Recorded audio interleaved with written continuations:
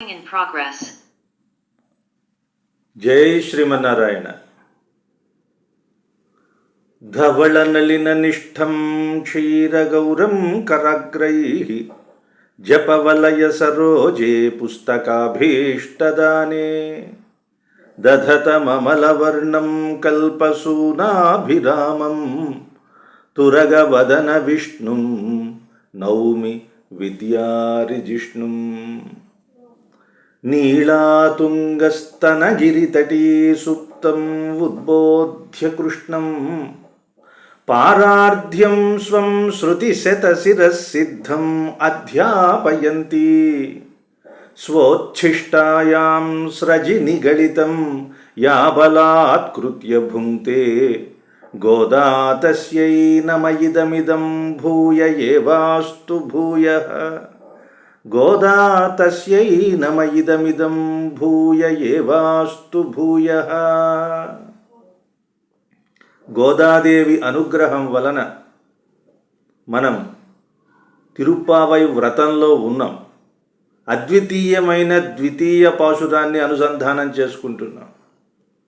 మనమంతా ఎక్కడ ఉన్నాం అని ఒక్కసారి ఆలోచిస్తే, ఏదో ఫలానా చోట ఉన్నానండి, నేను ఈ ప్రాంతంలో ఉన్నాను, ఈ ప్రాంతంలో ఉన్నాను, హైదరాబాదులో ఉన్నాను, హ్యూస్టన్లో ఉన్నాను, చికాగోలో ఉన్నాను అనుకుంటే ఇక్కడికి రావాల్సిన అవసరం లేదు. ధనుర్మాసం వ్రతం పాశురాల అంతరార్థాలు వినవలసిన అవసరం లేదు. మనమంతా ఎక్కడున్నాం? నందవ్రజంలో ఉన్నాం. గోదాదేవితో కలిసి నడుస్తున్నాం. గోదాదేవి శ్రీ సూక్తుల్ని వింటున్నాం.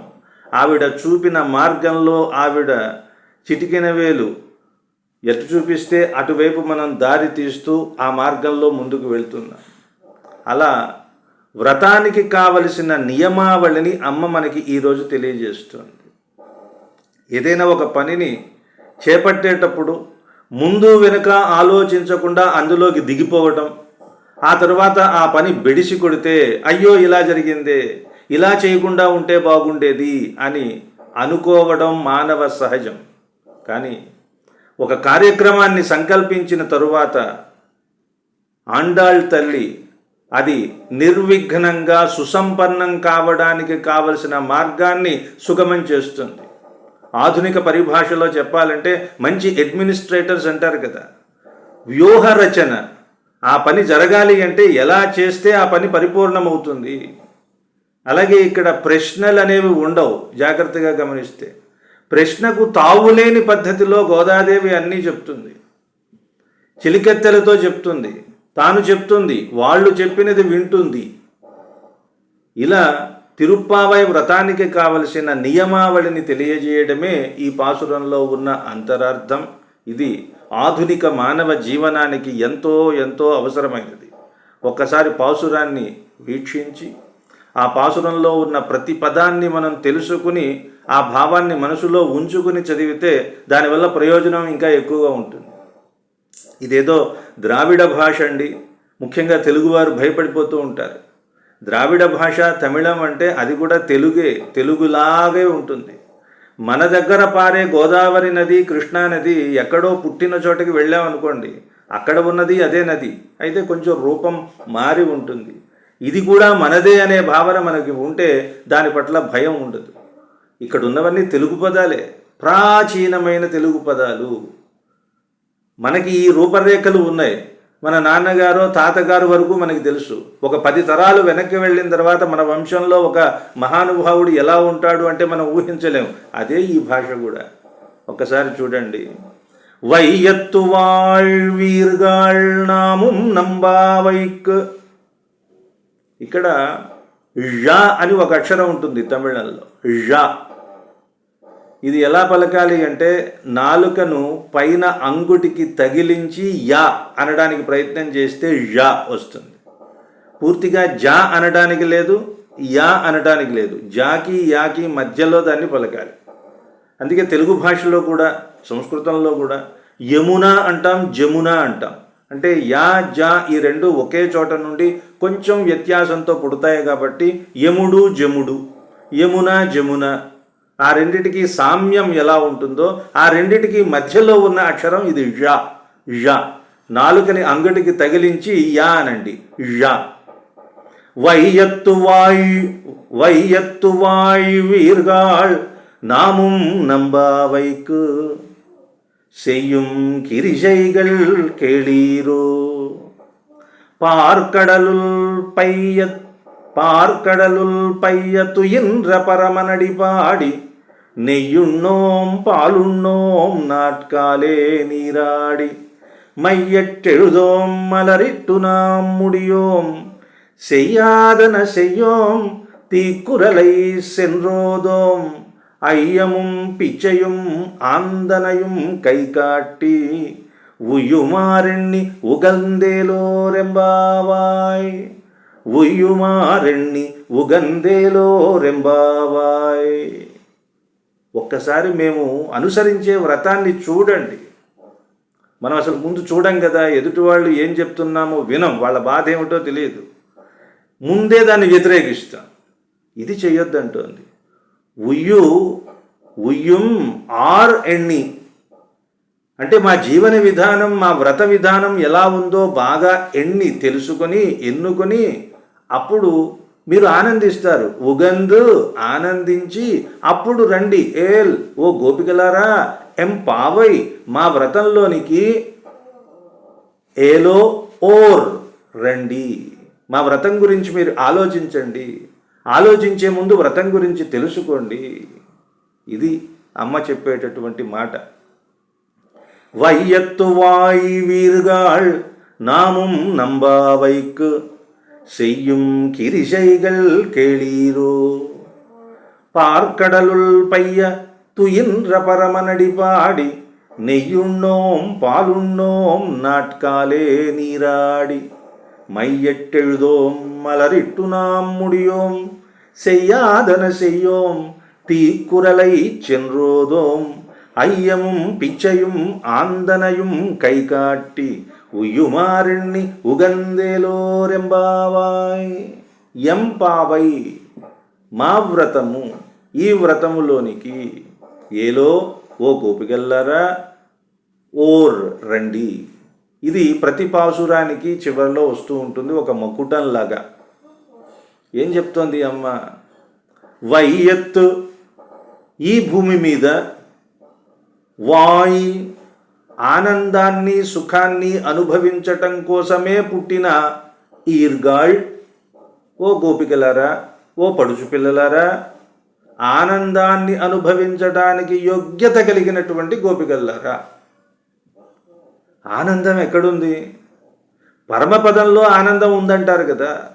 పరమపదంలో ఉన్న ఆనందం కంటే అధికమైన ఆనందం ఇక్కడుంది అని గోదాదేవి చెప్తోంది.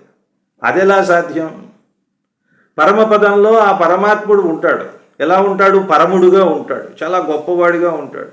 ఎప్పుడు శంఖ చక్రాది ఆయుధాలు ధరించి ఆనందంగా ఉజ్వలంగా ప్రకాశిస్తూ ఉంటాడు. అలాంటి రూపంలో స్వామిని ఎంతకాలం చూస్తాం మనం? చూసి చూసి చూసి చూసి విసుగొస్తుంది కదా.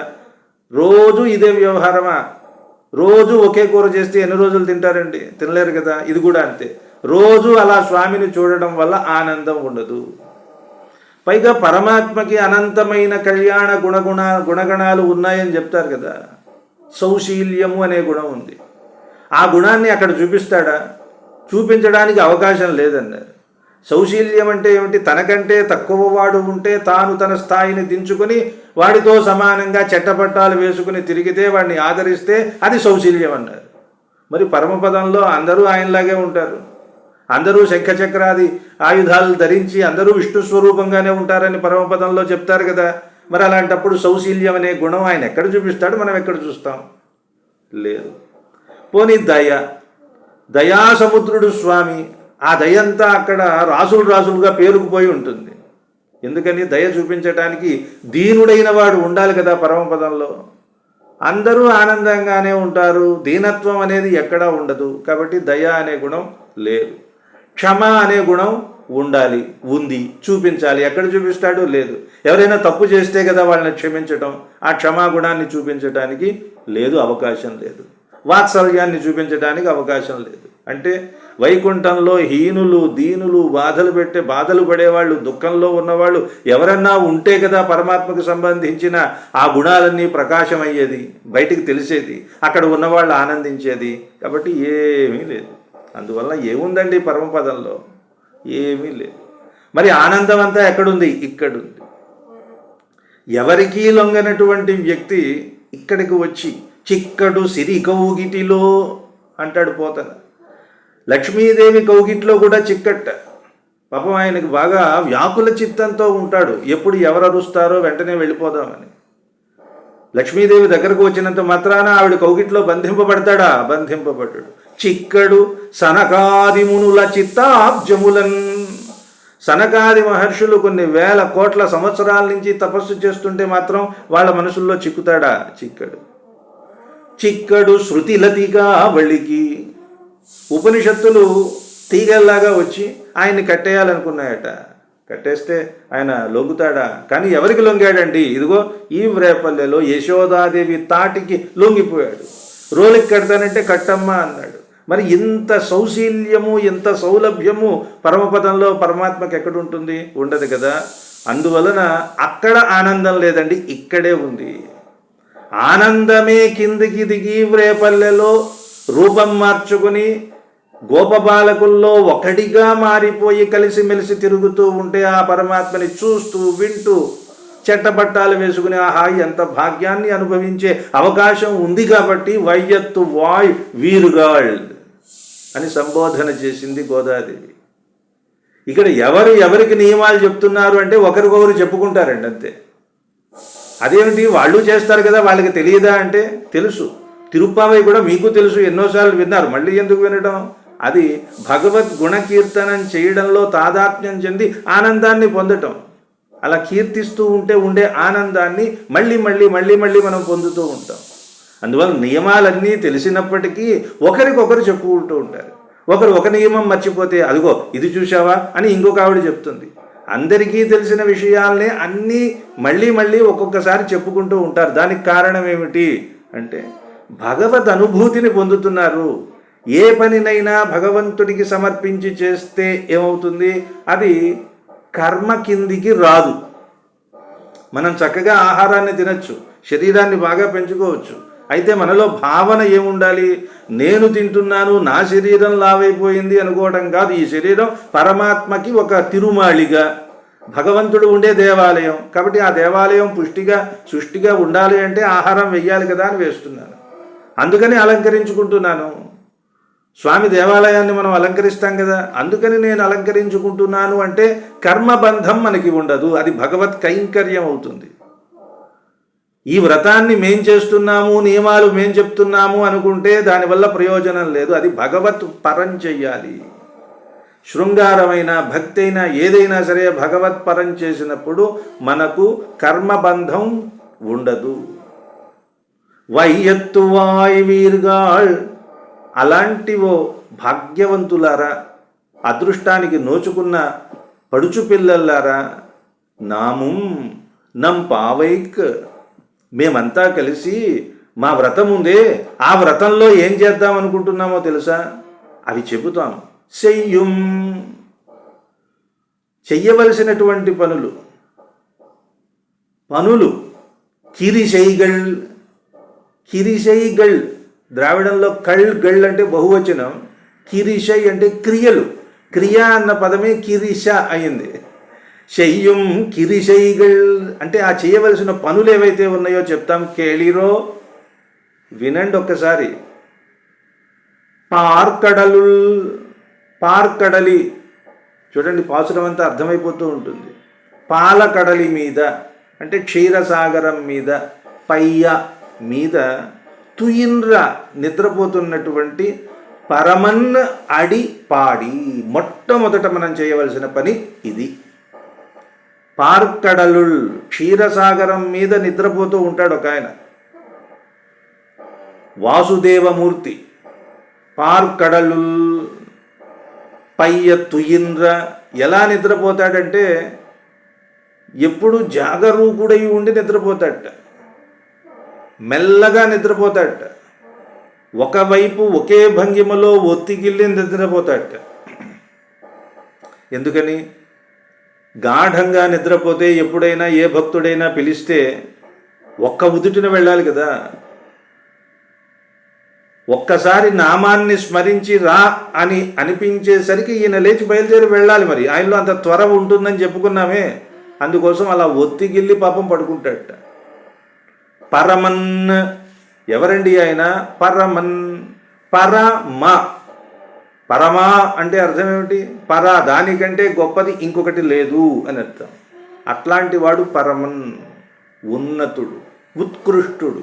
అటువంటి స్వామిని అంటే శ్రీయపతిని, లక్ష్మీనారాయణు యొక్క పాదం, అడి అంటే పాదం, దానిని పాడి ఆ పాదాన్ని సేవించి సంకీర్తన చేసి. ఎలాంటి పాదం అది? ఎంత ఉన్నతమైన పాదం! అదే అందరికీ దిక్కు. పరమై పావనమై పయోజ భవ శంభాది ప్రసేవ్యార్హ సుందరమై శ్రీకర పద్మ మధ్య గత దీపజ్యోతియై భాతి బంధురమై నారద ముఖ్య యోగి గణ సంస్తుత్యాఢ్య శోభా విభాసురమై ఒప్పుల కుప్ప నీ పదము. ఆ స్వామి పదం ఎలా ఉంటుందట? పరము, దానిని మించిన గొప్పది ఇంకొకటి లేదు. పాదాలని ఎందుకు ఆశ్రయించాలని చెప్తారు? పాదాలు పట్టుకుంటే ఎక్కడికి కదలలేడు. ముందు శరణాగతి చేయడంలో పాదాలని పట్టుకోవాలి. ప్రపత్తి అంటే పాదాల మీద పడటం. పాదాల మీద పడితే ఎక్కడికి కదలలేకుండా మనం కట్టేస్తాం కాబట్టి ఖచ్చితంగా చేసి తీరాలి మన పనిని. అందుకని పాదాలని ఆశ్రయించటం అన్నారు. పావనమై, అదే పాదం ఎక్కడ తాను మోపితే ఆ ప్రాంతమంతా పవిత్రమైపోతుంది. యత్పాదాబ్జనఖోదకం త్రిజగతాం పాపౌఘ విధ్వంసనం. అలాంటి పాదం అది. బ్రహ్మ కడిగిన పాదము, బ్రహ్మము తానే అనేటటువంటి పాదం అన్నాడు కదా. చెలగి వసుధ కొలిచిన ఈ పాదము, అలాంటి పాదము పరమ పావనమైనది. పరమై పావనమై పయోజభవ, బ్రహ్మ, శంభు, పరమేశ్వరుడు మొదలైన వాళ్ళంతా సేవించి సేవించి సేవించి వారు సమర్పించినటువంటి పుష్పాలతో అత్యంత సుందరంగా ప్రకాశించే పాదం. పరమై పావనమై పయోజ భవ శంభాది ప్రసేవ్యార్హ సుందరమై శ్రీకర పద్మ మధ్యగత దీప్త జ్యోతియై. అమ్మవారు ఇలా నమస్కారం చేస్తున్నట్లుగా రెండు చేతులు పట్టుకుంటుందట. అందులో స్వామివారి పాదం ఉంటుంది. ఇది ఎలా ఉంటుంది చూడడానికి జీవన్ భీమా అని మనకి ఈ మధ్య చెప్తూ ఉంటారే, ఇలా రెండు చేతుల మధ్య దీపంలాగా. స్వామివారి పాదమేమో దీప్త జ్యోతి, లక్ష్మీదేవి రెండు హస్తాల మధ్యలో వెలిగేటటువంటి జ్యోతి అండి ఆయన పాదం. భాతి బంధురమై, లోకంలో ఉన్న కాంతంతా ఎక్కడుంది? స్వామి పాదంలోనే ఉంది. ఇదే పాదం నారదుడు మొదలైనటువంటి యోగిగణం అంతా సంస్తుతి చేసి చేసి చేసి ఎంతో శోభను సంతరించుకున్న సుందరమైన ఒప్పుల కుప్పండి ఆ పాదం. అలాంటి పాదాన్ని ముందు మనం ఏం చేయాలి? ఆశ్రయించడం కాదు, పాడాలి అన్నది, సంకీర్తన చెయ్యాలి. వైయత్తు వాయువీర్గాళ్ నాముం నంబావైక్ సెయ్యం కిరిశైగల్ కేళీరో. మొట్టమొదటి చెప్తున్న మాట, పార్కడలుల్ పయ్య తుయిన్ర పరమన్ అడిపాడి. అతని పాదాన్ని సంకీర్తన చేసి ఆ సంకీర్తన చెయ్యడమే ఈ వ్రతం అండి. స్వస్య చ కీర్తనం ప్రపదనం స్వస్మై ప్రసూనార్పణం. మొట్టమొదట సంకీర్తన.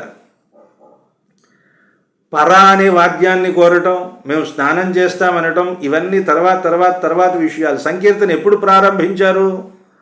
స్వామికి వ్రతాన్ని సమర్పించాలని అనుకున్నప్పటి నుంచే సంకీర్తన ప్రారంభమైపోయింది. నిరంతరం మనసులో స్వామినే తలుస్తూ, స్వామి నామాన్ని స్మరిస్తూ, స్వామి కోసమే అన్ని పనులు చేయడం. ఈ రకంగా త్రికరణ శుద్ధిగా స్వామికి సర్వం సమర్పించుకుంటున్నప్పటికీ సంకీర్తన అనేది ప్రధానమైన అంశం ఇందులో. అందుకే స్వామివారి పాదాన్ని ముందు పాడాలి అన్నారు. మరి ఇలా పాడేటప్పుడు మనం ఏ పనులు చేయాలి, ఏవి చేయకూడదు, కొన్ని నియమాలు అనుకోవాలి కదా. కేళీరో వినండి, వింటూనే ఉన్నారు కదా, మళ్ళీ కేళీరో అనవలసిన అవసరం ఏముంది? ఎందుకంటే వీళ్ళు ఎలాంటి వాళ్ళట, ఈ గోపికలు పాపం తన్మయత్వంలో ఉంటారు. తన్మయత్వంలో ఉన్నప్పుడు చెప్పింది విన్నారో వినలేదో తెలియదు, ఒకటి అనుకుంటే ఇంకోటి ఆలోచిస్తూ ఉంటారు. మొత్తం భగవంతుడికి సంబంధించినవే ఆలోచిస్తారు, కానీ ఒక రకమైన తత్తరపాటులో ఉంటారు.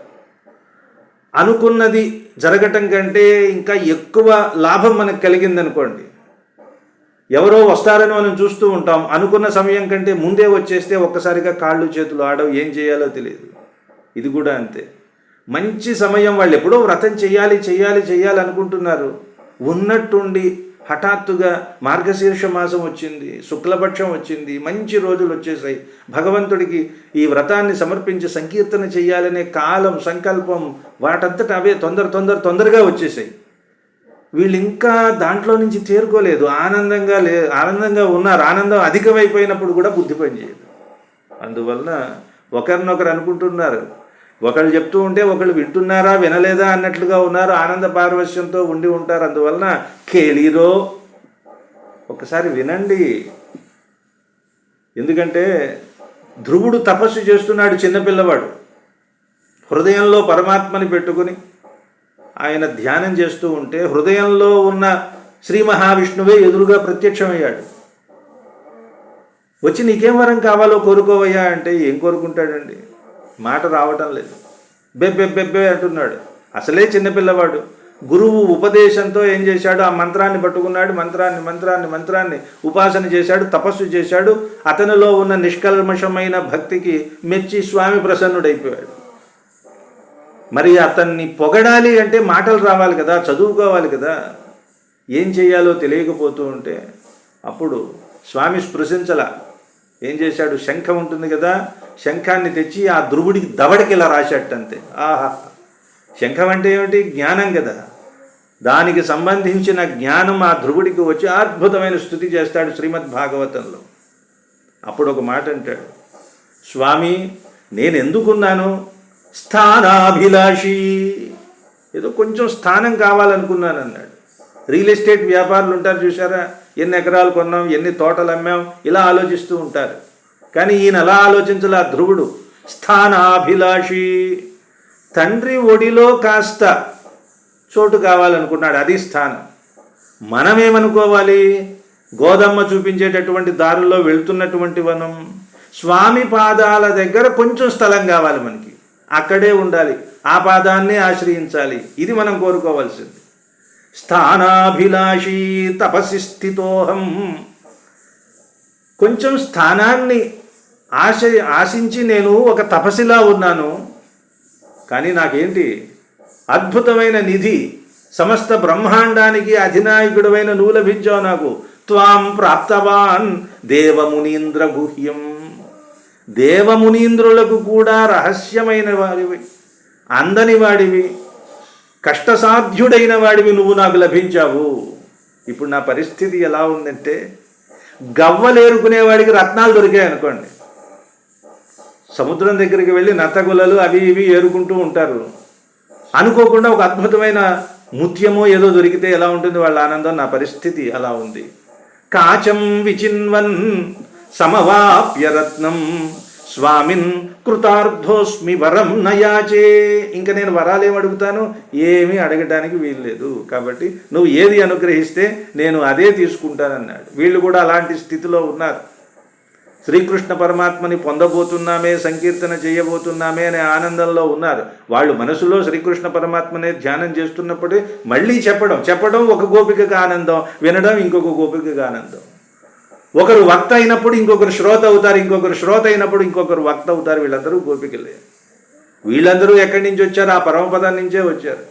స్వామి ఆనంద స్వరూపుడు కృష్ణుడు లోకాన్ని ఉద్ధరించడం కోసం లోకానికి ఒక మంచి సందేశాన్ని ఇచ్చి చేతనులందరినీ మంచి దారిలోకి తీసుకుని వచ్చి తనలో కలుపుకోవడం కోసం ప్రయత్నం చేస్తుంటే మేము మాత్రం అక్కడ ఏముంటామండి అని అక్కడ ఉన్నటువంటి నిత్యులు ముక్తులు వీళ్ళందరూ కూడా ఇక్కడికి వేయించేశారు. అందుకే ఈ గోపికలు అంటే ఉపనిషత్తు గోపికలు అంటారు, స్మృతి గోపికలు అంటారు, శృతి గోపికలు అంటారు, రకరకాలుగా ఒకరికొకరు చెప్పుకుంటున్నారు. వినండి, కేళీరో. చెయ్యాల్సిన పనులు చెప్తాం. మొట్టమొదటిది, క్షీరసాగరంలో అలా ఊరికే మెత్తగా మెల్లగా నిద్రపోతాట, గట్టిగా నిద్రపోడు. అలా నిద్రపోతున్నటువంటి స్వామి, ఆయనకి ఆర్తావన అనే ఒక బిరుదు ఉంది. ఆర్తుల్ని అవనం చేస్తాడు, రక్షిస్తాడు. ఆర్తత్రాణ పరాయణుడు అంటారుగా. మరి ఆ బిరుదుని ఆయన నిలబెట్టుకోవాలి అంటే సర్వకాల సర్వావస్థల్లో సౌలభ్యం అనే గుణం ఉండాలి. ఇలా పిలిస్తే చాలండి, వస్తారండి. అవుట్ ఆఫ్ కవరేజ్ ఏరియాలో ఎప్పుడూ ఉండరండి, స్విచ్ ఆఫ్ చేయరండి. ఎప్పుడు కావాలంటే అప్పుడు ఆయన నెట్వర్క్ పనిచేస్తూనే ఉంటుందండి అని చెప్పుకోవాలి. మరి లేదంటే ఆర్తత్రాణ పరాయణత్వము, దీన జనావనత్వము అనే బిరుదులు వ్యర్థమైపోతాయి. ఆయన కష్టం అయింది, అందువల్ల మెల్లగా పడుకుంటాడు. ఆ పడుకోవడంలో కూడా సౌలభ్యమై ఉందన్నారు. అంటే పరమాత్మని మనం దర్శించాలి అంటే శయనమూర్తి పరమభోగ్యంగా ఉంటుంది. అందుకే శయనమూర్తులు ఎక్కువగా ఉంటాయి. శ్రీరంగం నుంచి అన్ని క్షేత్రాలు చూసుకోండి, ఎంత వయ్యారంగా, ఎంత సౌందర్యంగా స్వామి శయనిస్తూ ఉంటాడు. నునుగాట్పు దుదినించిన ఎట్టి చల్లని పాన్పుపై లీల పవ్వళించి బటువులై హొంబట్టు వటువులోయన నొప్పు రమచనుదో ఈ పాదముల చేర్చి చెలువు దీపింప శిరము కిందట నొక్క కేలు తలాడగా కీలు కొల్పి. ఇది స్వామివారు శయనమూర్తిలో మనకి ఇచ్చేటటువంటి దర్శనం. నునుగాట్పు దుదినించిన ఎట్టి చల్లని పాన్పు. ఎలాంటి పాన్పు? ఎంత మెత్తగా ఉంటుందో అంత చల్లగా ఉంటుంది. అది స్వామికి ఉన్న ఒకే ఒక్క పరుపు, ఇంకెవరికి ఉండదు. అది శేష పాన్పు అన్నారు కదా, శేషుడే. సర్పాలకు వాయుభుక్ అని పేరు, అంటే గాలిని భోంచేస్తాయి అవి. అందువల్ల ఆదిశేషుడు పొట్ట నిండా ఏముంటుంది? గాలి ఉంటుంది. మరి స్వామికి కొంచెం గట్టిగా అవుతుందని పాన్పు ఆయన గట్టి భోజనం కూడా చేయట. అందువల్ల పిల్లగాలుల్ని మాత్రమే తీసుకుంటాడు. పిల్లగాళ్ళు అయితే లోపల అలా చక్కగా పడి ఉంటే చక్కగా అరిగి కొంచెం మెత్తమెత్తగా ఉంటాయట. నునుగాట్పు దూది, లేతగాలులే దూదిగా నింపినటువంటి పాన్పు అండి. ఈ పాన్పు ఎక్కడైనా ఉందా? ఎవరికైనా ఉందా? ఆయనకి మాత్రమే ఉంది. చల్లగా పడుకుంటాట. లీల పవ్వళించి తన 2 పాదాలను తీసుకుని వెళ్ళి లక్ష్మీదేవి ఒడిలో పెడతాడు. ఒక చెయ్యినేమో చేతి కింద పెడతాడు. శిరము కిందట కేలు తలాడగా కీలు కొల్పి తలగడగా ఒక చెయ్యి పెడతాడు. ఎందుకని? ఎవరైనా వస్తే దర్శనం ఇవ్వడానికి అటు తిరిగి పడుకోవటము, సంపూర్ణమైనటువంటి దర్శనం ఇవ్వటం, తన ఆయుధాలన్నీ కూడా ప్రకాశించేలాగా కనిపించాలి. ఇంకో చెయ్యినేమో వయ్యారంగా నడుము మీద పెట్టి ఉంచుతాడు. ఇంకో 2 చేతుల్లో శంఖం చక్రం ధరిస్తాడు. ఇది స్వామి మూర్తి. అలా మెల్లగా పడుకున్నట్ట ఆయన్ని మనం ముందు స్తుతి చేద్దాం అంటోంది. పరమన్ అడిపాడి. ఇక ఏమిటి నియమాలు? నెయ్యున్నోం పాలున్నోం నాట్కాలే నీరాడి. నెయ్యి ఉన్నోం పాలు ఉన్నోం. నెయ్యిని తినం, నేతితో చేసిన పదార్థాలు కూడా తినం. పాలని తినం, పాలతో చేసిన పదార్థాలు కూడా తినం. పాలతో చేసిన పదార్థాలు తినమంటే బాగానే ఉంది. పాలు తినమని ఎవరని అంటారా? అన్నం తిన్నాను, నీళ్లు తిన్నాను అంటే నవ్వుతారు. ఏమిటి మీకు భాష కూడా రాదా అని. అవును, రాదు, వాళ్ళకి తెలియదండి. అరియాద పిల్లైగళోం అంటుంది గోదమ్మ. ఏమీ తెలియని, అభము శుభము తెలియని అమాయకపు పడుచులు వాళ్ళు. నెయ్యున్నోం పాలున్నోం. నేతిని ముట్టుకోం, పాలను కూడా ముట్టుకోం. నాట్కాలే నీరాడి. ఉదయాన్నే లేచి ప్రాతఃసమయంలోనే స్నానం చేస్తాం. నాట్కాలము ఉదయమే. నీరాడి రోజు చేసే స్నానమే కదండి, మళ్ళీ ప్రత్యేకంగా కొత్తగా చెప్పాలా? అంటే ఇది పవిత్రమైన మాసంలో చేసేటటువంటి స్నానం, భగవంతుడికి సమర్పించే కైంకర్యం కోసం చేసే స్నానం. నిజానికి శ్రీకృష్ణుడిని నిద్రలేపి శ్రీకృష్ణుడితో కలిసి వెళ్ళి స్నానం చేయాలనుకుంటారు, కానీ వీళ్ళు ముందే చేసేస్తారు. ఎందుకని? తీరా శ్రీకృష్ణుడు వచ్చిన తర్వాత ఏమిటి మిమ్మల్ని ఎక్కడికో తీసుకువెళ్దాం అనుకున్నాను, మీరు ఇంకా స్నానం చేయలేదా అంటాడేమోనని ముందే సిద్ధం చేస్తారు. మళ్ళీ చేయమంటే మళ్ళీ చేస్తాం, స్వామి కోసం ఎన్నిసార్లైనా చేస్తాం. నాట్కాలే నీరాడి. నెయ్యము అంటే శరీరాన్ని వర్ధింపజేసేది, వర్ధిల్ల చేసేది అని అర్థం. నెయ్యి బాగా వేసుకుంటే శరీరం పెరుగుతుంది. నెయ్యము అంటే స్నేహము అని అర్థం. స్నేహము అంటే జిడ్డు, ఆ జిడ్డుకి స్నేహ అని పేరు, అది నెయ్యిలో ఉంటుంది. నెయ్యము అంటే స్నేహము, ప్రీతి. ఒకరి మీద ఇంకొకరికి ప్రీతి ఉంటే వాళ్ళ మధ్య సంబంధం ఎలా అయితే బలపడుతుందో అలాగే నెయ్యి కూడా శరీరాన్ని అలాగే పెంచుతుంది, స్నేహం లాంటిది అన్నారు. పాలున్నోం, పాలని కూడా తీసుకోమన్నారు.